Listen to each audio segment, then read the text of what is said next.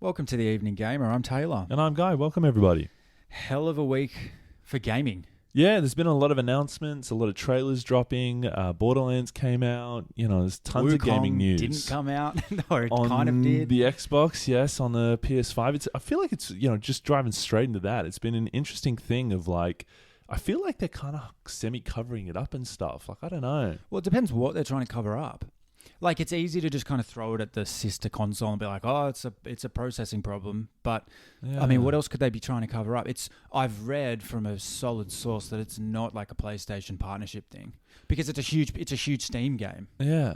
So it's really interesting. Like, I always find it interesting when a game drops and then everybody's assuming it. Like, did they say pre the day of release it wasn't going to be on Xbox, or was everybody expecting it was going to be? So it's actually funny, right? I have been looking forward to this game for a while. I wasn't too, keen on it dropping when it did. In terms of like, I didn't need it to drop when it did because I'm still playing Elden Ring. I've still got a couple of games on the go, so it wasn't like I was fucking schedule waiting wasn't for clear. it. Yeah, Yeah. I had a lot of trouble communicating that just then. But I was awake. I just laid in my bed one night trying to go to sleep, and it happened to be the night before that it dropped. And of course, it drops at midnight, right? And it ticks over midnight, and I'm still awake. And I'm like, you know what? Fuck it. I'll buy it, download it. Click on the Xbox, which is right next to me in my room, and I'll see if it's on the marketplace. I start searching, and there's not even a file on there with the trailer, with the specs, with the release date. I could not find it anywhere on the Xbox marketplace, and I'm thinking this is weird. And of course, being an Aussie gamer, my mind goes to different time zone. It's probably going to be at like 3 p.m. tomorrow. Like, I've missed something here. Yeah. Start researching. Nah, Xbox just fucked it up. Huh. Which is weird to me because Xbox reminds me of like you're a uni student who doesn't do their assignment till the night before, and you don't realize how fucked you are until it's due. Like, that's what a way to describe the mega company Microsoft. But like, if it is a processing problem with the Xbox S, how have you blundered that hard? How have you not play tested it on that platform? Yeah. It just, I don't know. Unless it was like a really late nuance with a big part in the game, they noticed something wasn't functioning well and they had to pull it. I don't know, but it just seems weird. So I've been sitting here. It was a bit peculiar, head scratcher, but I mean, it does have the most concurrent players playing it currently, and it's sort of only growing. I saw it surpass Cyberpunk, so it sounds like it's having a hell of a launch. It's a shame it's not on Xbox at the same time, because I imagine, it's a whole other market that you'd be blowing records by the sounds of it.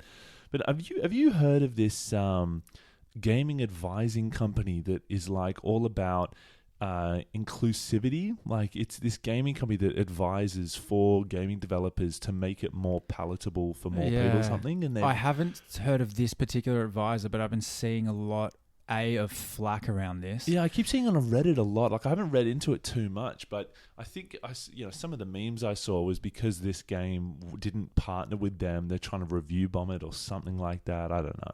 Sort of seems a bit murky. Do we bring PC into gaming, like political correctness? Because I've never known it to be a fucking problem.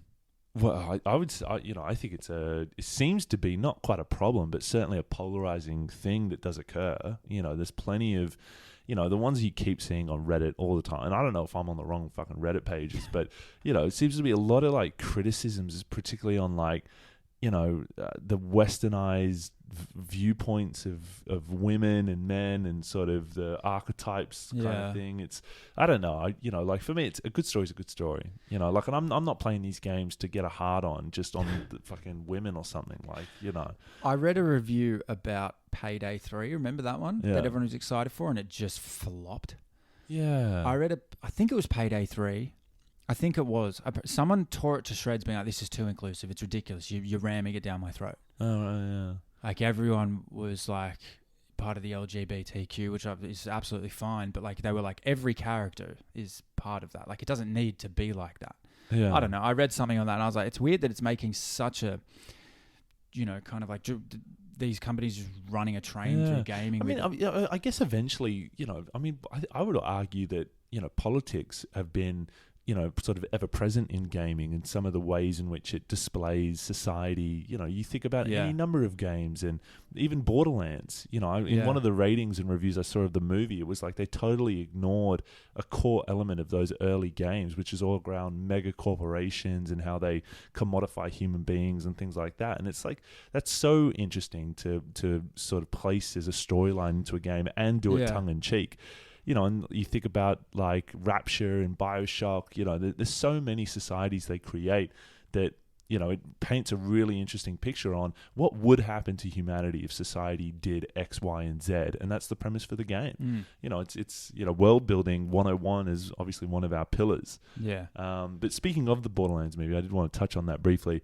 Being we're doing a gaming podcast, I'm making a commitment going forward that anytime there is a gaming or a game that has been developed for cinema, I will watch it and comment on it just to come back. And you had some homework from and I Taylor, didn't do it. and you didn't do it. Speaking of leaving your assignment to the last minute, Microsoft. Yeah, right. I just saw when submission was due, and I just said, fuck it, I'm not doing it. Well, I've said to you before the next episode, you must watch Doom, because you made a comment of it and you gave Dwayne The Rock Johnson a hard time about it. No, I've dropped the ball on that one. I've dropped the controller on that one. Well, give it a watch. Let's do a watch night. We can check it out. I'm not looking forward to it.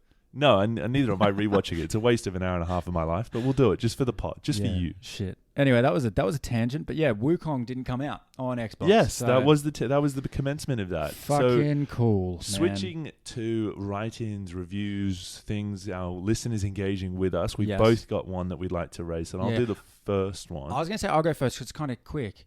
Whatever. Sorry to steal the lantern off you. Had a bit of a conversation with a listener, and he and it was Ben who he gave a shout out to. My long lost brother, yes. Who he gave a shout out to in one of the previous episodes. He wrote in saying also that he's 10 hours into Remnant 2 off the back of our recommendation. He thinks it's a really great game. Said it flew under the radar for him and he's loving it. And fantastic. Then keep leveling up. That's such a good one. Yeah, it's nice to get emails like that because means that we're in the right space. Well, that's exactly why we started this, of those off-Broadway games, and just to talk about it. And if it's a game that you go, look, I listened to it, sounded interesting, sounded up my alley, I'll give it a go. Yeah. And you come away going like, sweet, then that's what we wanted. Love that. Yeah, love that. You hit me up then. So it was a rating on, I don't know what app it was on, but we got Apple Podcasts. So by Stormy234, great chemistry. These hosts chat well, make it feel like you're a part of the gang, good gaming knowledge and some great conversations. Come for the gaming, stay for the gang. Nice. And Stormy. Thanks, Stormzy. That last line, I love that. Come for the gaming, stay for the gang. I would almost say let's make that our fucking come for the gaming, stay for the gang. Yeah, come for the gaming, stay for the gang. Kind of encapsulates gaming, doesn't it?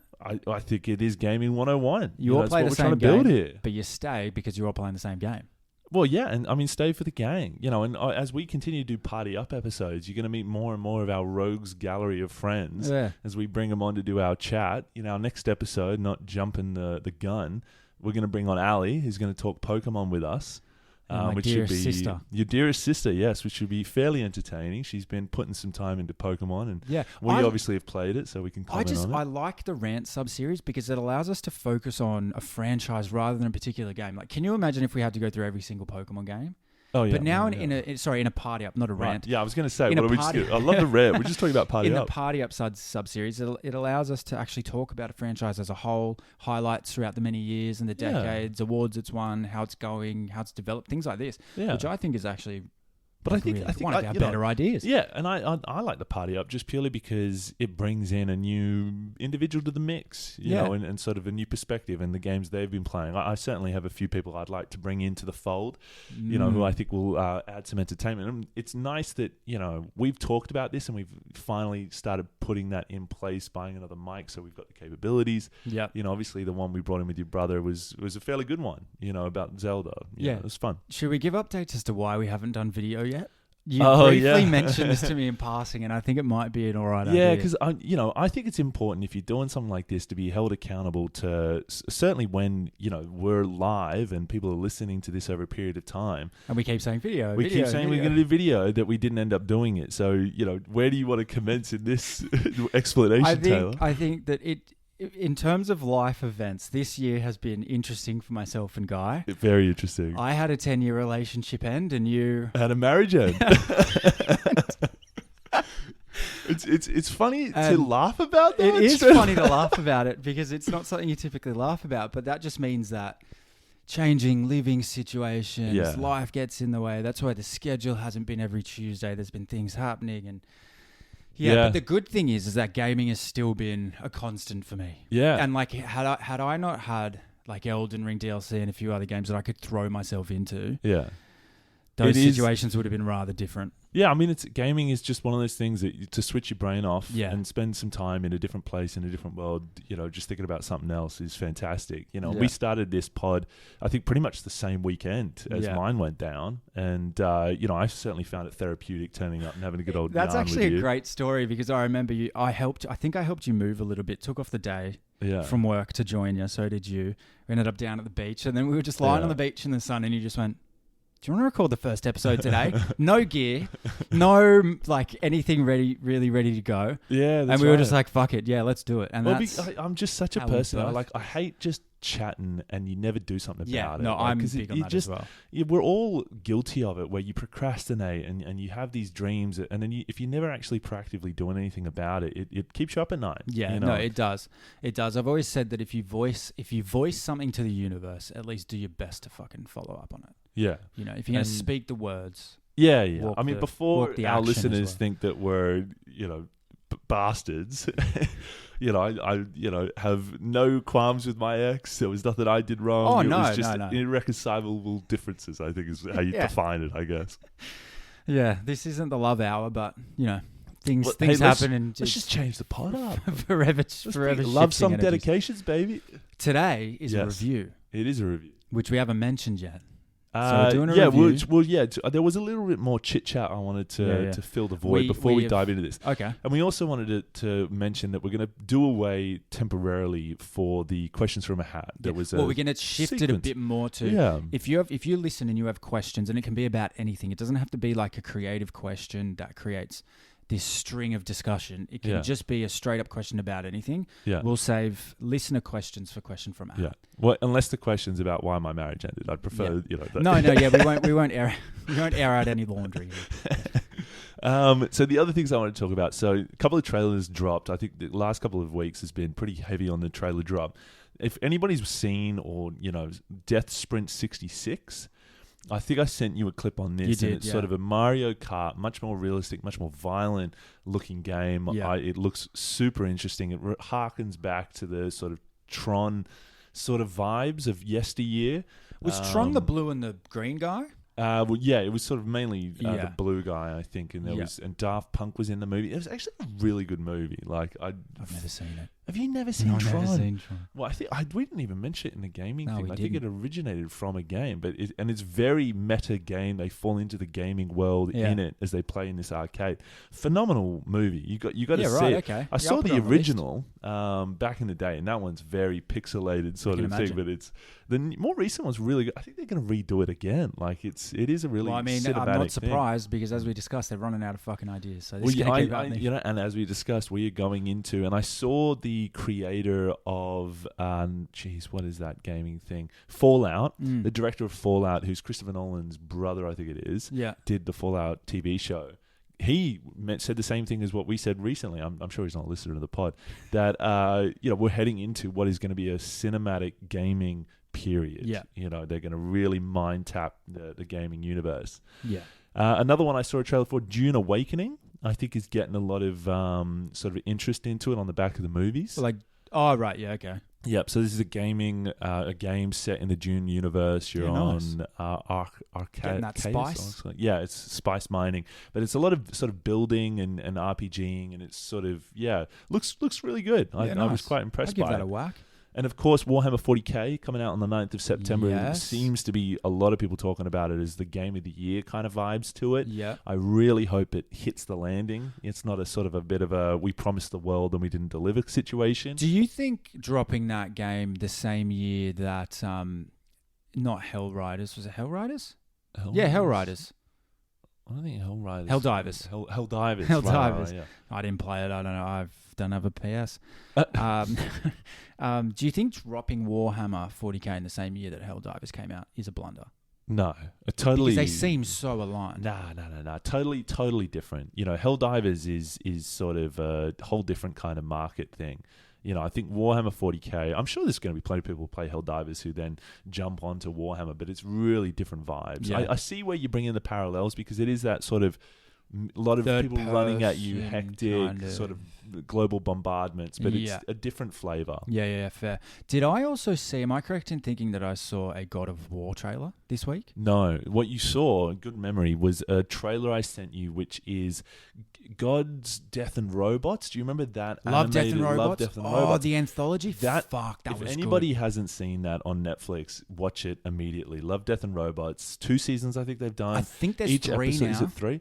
Just really, really good stuff. So good. I just there's something about good animation, you know, that kind of has gaming kind of influences. But also the vibe is so good. And how hard is it to find a good anthology? Oh, I mean, there's so few of them out there, like Black Mirror. You could turn so many of those episodes in you know, that TV show, that anthology, into a full-on show, a full-on movie, fucking live action it for all 100%. I care. You know, if you're a filmmaker out there listening to this pod, go watch that and pick one of them and just make a movie. And Love, Death, Robots is a TV series that I can remember so much of because so many of the episodes, the first episode when they like have to control the aliens that fight. Yeah, you can't forget shit like that. You know what we're gonna do? We're gonna do a Doom watch party because I know Doom's one of your favorite games, and then to clear our palates, we'll rewatch Love, Death and Robots. I could 100% do that. All right, but no. So what I sent you was just get DJ out of there. Scum movie out of our taste. But no, the trailer I sent you was the same company, I believe it is doing an anthology series, but they're actually really taking genuine gaming characters and doing episodes from it. And God of War was one of them. There was a whole raft in that, but fuck, that'd be pretty good. I reckon it'd be great. Yeah, so the trailer looked fantastic. I was like, anything done by them is probably of the vein to watch. There's also just a side piece of animation, Scavenger's Reign. I don't know if you know about this one, T. Have you heard about this? I watched this on Binge, I think, a little while back, and it's an animated. It really has like alien vibes to it. Okay, it's a palette that you've never seen before. Scavenger's Reign. It's really highly rated. Okay, it's got my seal of approval for a TV show to sink your teeth into. Out there. Really good. Scavenger's Reign. I believe it is. I might correct myself if I'm wrong, but I'm pretty sure it's the name. I need a new TV series, so I'm all over it. It's good. Nice. Is that it for your side topics? It is. I'm all tapped out. I'm handing over to you. We're doing, obviously, Wolong Fallen Dynasty. I was about to say Fallen Destiny. Yeah, Wolong Fallen Dynasty. Are we doing this because it's the same week as Wukong dropping by any chance? No, it's just... the amount of fucking times I confuse Wolong and Wukong. I've borderline Googled the wrong game about 4 times. Just end up saying Wukong or Wulong. Wudong. I don't know what it's called. The 2023 Team Ninja kind of Souls-like. I wanted to do it this week because it needs a review. Because I feel like it was a game... that slipped under the radar and maybe got away with a lot. Does that make sense? Like, there was a lot going on at the time of launch. There was a few other games. And I don't think that Wolong delivered on what it kind of promised. Okay. So I think it needs a review. All right. So yeah, that's the intro to it. Do you want me to just jump straight in, go to storyline? Yeah. Okay. Oh, here we go. Man, when I started writing notes on this, I pumped out a whole page. Okay, here we go. And for anyone listening, I'm better at talking when I have like no topic than I am at reading, so I might fuck this up. I won't unpack that. I did have questions. I talk at a sick cunt level and read at like a year 5 level. But anyway. Oh my God. I'm kidding, of course. But let's see how we go. I'm setting the bar low so that when I kill it, you'll all be happy. All right, storyline. This is Wolong. The Han Dynasty is crumbling. We're off to a good start. The Han Dynasty is crumbling under the pressures of multiple families who use a demonic chi, which is spelt QI, which makes you kind of like a Super Saiyan demon and eventually immortal. There is, however, an elixir that you can use to harvest the power of dragons, which comes back to the Wolong name. Wolong means crouching dragon. And you can summon these dragons. Sorry, I've got vape throat. You can summon these dragons throughout the land. That's basically the fucking storyline, man. You run from areas to area, region to region, fighting these different clans and ultimately defeating the threat. Now, the storyline, I think you were even watching a review on YouTube before this, and the guy says, you don't fucking stay for the storyline in this game. And I even said to you when we were sitting out there, sometimes the plot of a game just goes straight over my head. And this was one where I was like, I remembered so much of this game. I maybe finished playing it like 6 months ago. Storyline, I couldn't write it down. I could not remember. I just knew some dickheads were fighting some other dickheads, and there was something they disagreed about. That was it, which is basically the plot of any movie or game. I'm picturing that was like your essay in year 10 modern history about World War II. Yeah. Some dickheads fighting some dickheads. Hey, man, I did well in modern history. Mate, if you're reading out essays like this, I'm sure you did. Fuck you. All right. So that's it for story. There's really not much to talk about. I gave it a 5 out of 10 for story. Oh, wow. Oh, but you're just dropping the review right in there. 5 out of 10. Yeah, I'm doing this whole... You were supposed to say that to the end. All right. So, all right, 5 out of 10. I feel like we haven't done like a read review in a while. Okay, 5 out of 10. I'll hold all the other reviews. What about world building? Feel mechanics. For me, this is definitely one of the stronger pillars. The movement was really fluid. It was responsive. It was fast-paced. This made navigating combat really easy. Button mapping was allowed. However, the default was fit for purpose. A huge part of this game is parrying. So once again, very Souls-like in that way. Of you kind of have very few defenses. You need to rely on pure timing. Using consumables, specials, and throwables all made perfect sense. All flowed really nicely off the controller. Really not any faults when it came to feel and mechanics. It was very fluid. It felt nice. It was quick. All right. What'd you give the rating on that one? Let's stick with this. Let's stick with this. Let's do it. 9.5 out of 10 for feel and mechanics. All right. Now this one I'm going to read because I actually think I fucking killed it when I went to summarize. Challenge and entertainment. Wolong flaunts similarities and draws parallels from particular titles such as Dark Souls, Sekiro, and Elden Ring, but fails to encapsulate aspects that cornerstone those games, such as autonomy, variety, lore, upgrades, cutscenes, and something that I made up and I've started calling in-game spontaneity, which is like your ability in-game to pivot from your objective based on the fluidity of your playthrough. Does that make sense? It's a bit wordy, but in-game spontaneity. So like when you play like a Zelda or an Elden Ring and you're like, or even like a Witcher 3, right? Yeah. And you're like, I'm going to do this mission. I'm going to do this side quest. Yeah. And then Red Dead Redemption's perfect for it. You're riding along the fucking road on your horse. Someone screams out to you in the woods and all of a sudden your objective is completely pivoted. I think that's a good term for it. So open world spontaneity. Yeah. Nice. Yeah, exactly. And it really lacks in that. The game really is... Here's the road, walk it and get through the enemies. Like that's all it really is.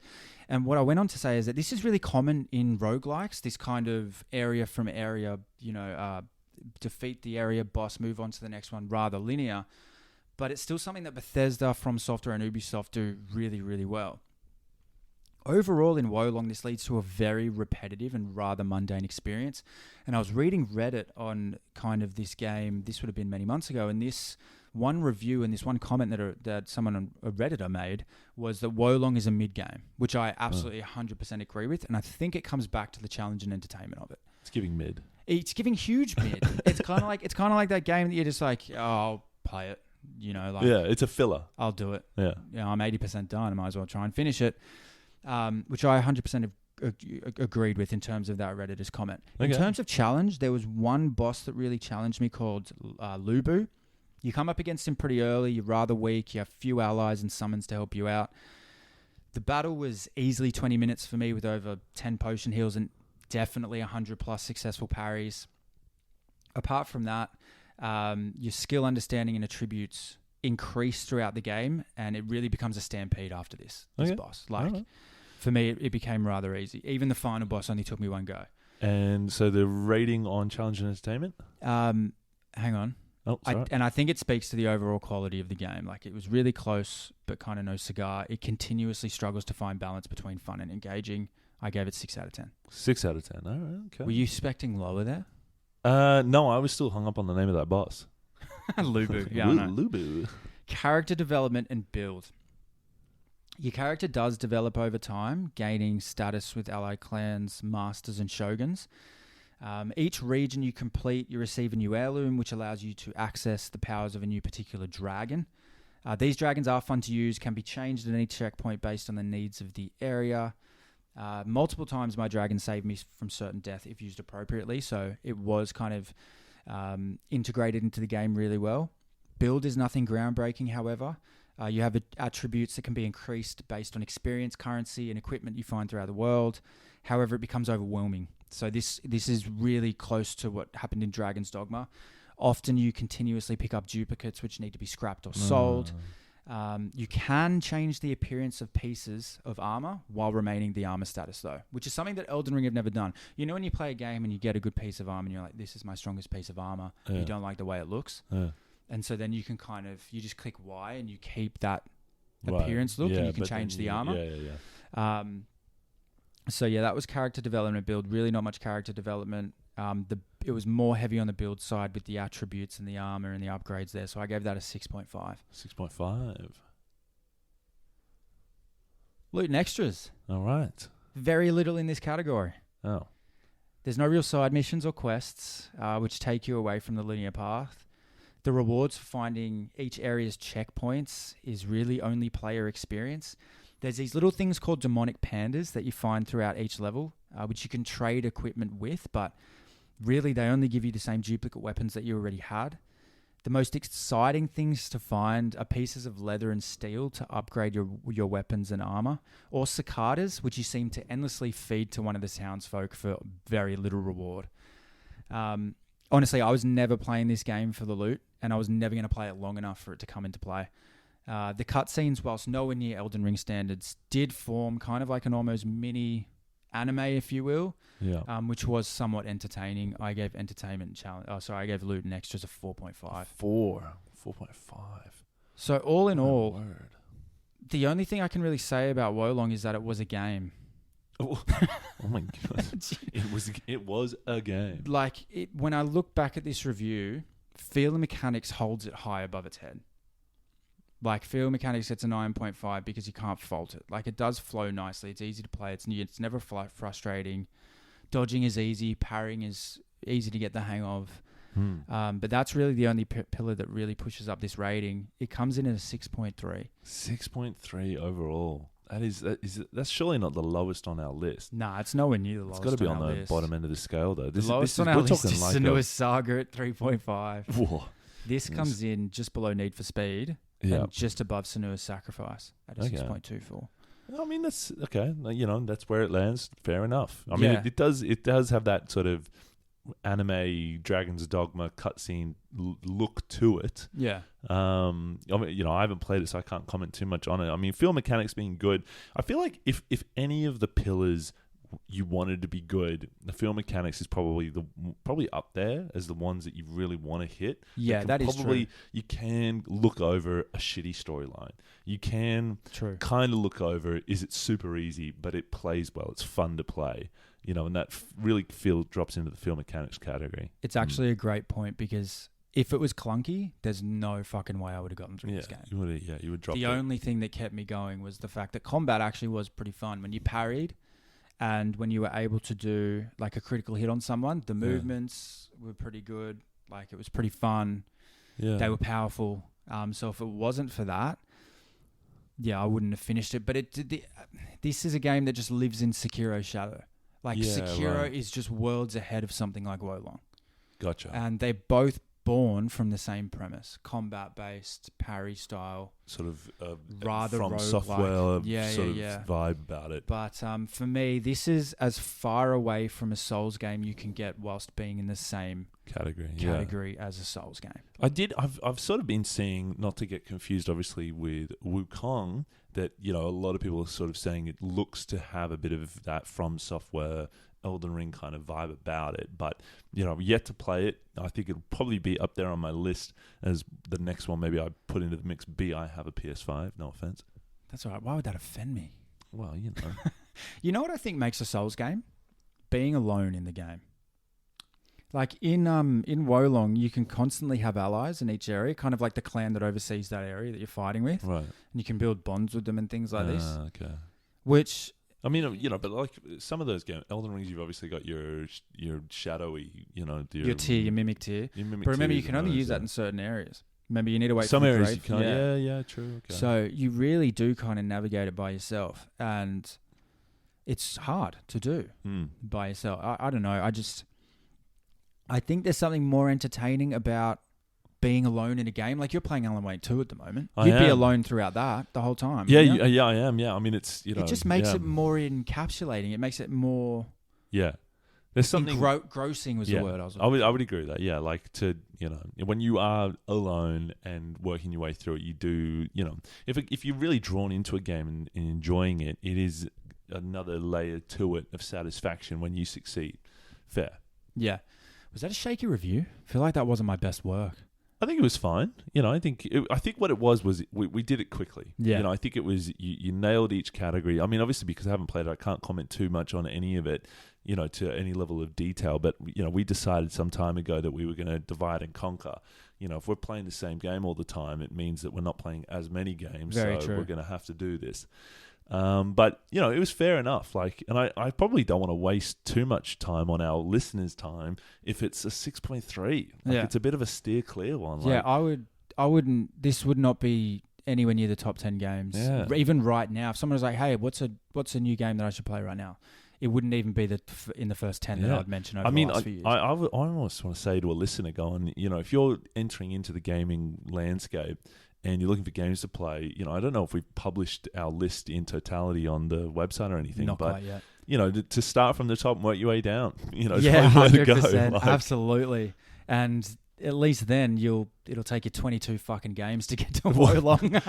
It might take you about 15 years to get to fucking Wolong. But it's a great point. Like, you've listened to the review now. I wouldn't rush to this game. Yeah. I would wait either unless you're really, really into these types of games, or maybe you like Team Ninja and you like what they do and you like their art style. I'd stick clear of it, to be honest. It sounds like, if we're talking, Elden Ring style games, you'd run through the list and you'd go, okay, you've got all the From Softwares, you've got Life of Pi, you've got whatever the game was, the Pi one, or what was it called?